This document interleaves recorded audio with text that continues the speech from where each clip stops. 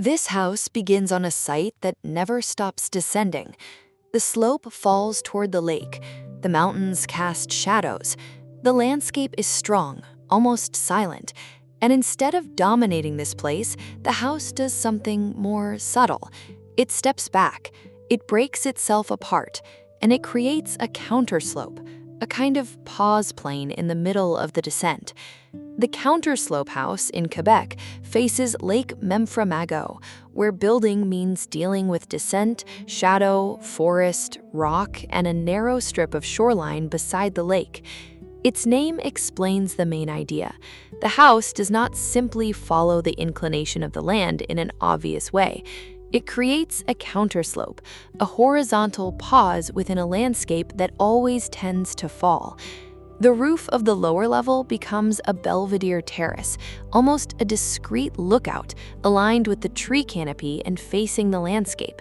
An elevated observation point, a flat area within a landscape that seems to slide downward toward the water. This completely changes the way you enter. The door is no longer just an opening. The arrival becomes a kind of preparation. First, the landscape, then the house. The architecture forces us to recognize the place before entering. The internal organization also follows the logic of the terrain. The house is experienced in levels. The arrival happens above, and then comes the descent into the interior.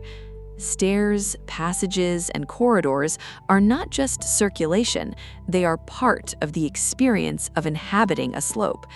Going up, going down, stopping, crossing, and finding a view are movements that reveal the landscape gradually.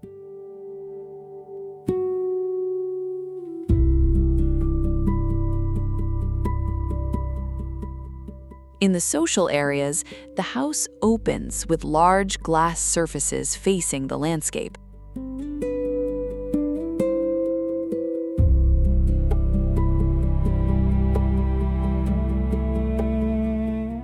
The living room, kitchen, and dining area are organized in that direction, and when the glass planes open toward the terraces, the interior extends outward, creating an intermediate zone between shelter and landscape. The relationship with the lake does not appear as a direct panoramic view all the time.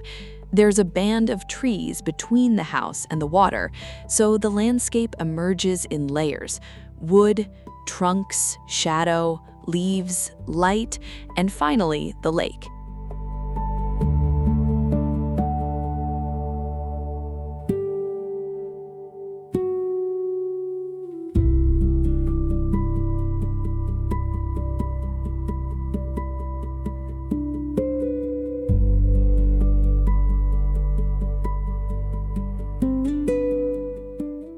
The materiality helps keep the house discreet.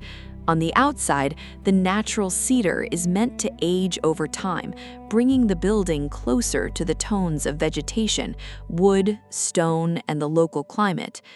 Inside, white oak creates a brighter, warmer, and more domestic atmosphere. The black elements work as frames, marking openings and details that help direct the eye toward the landscape.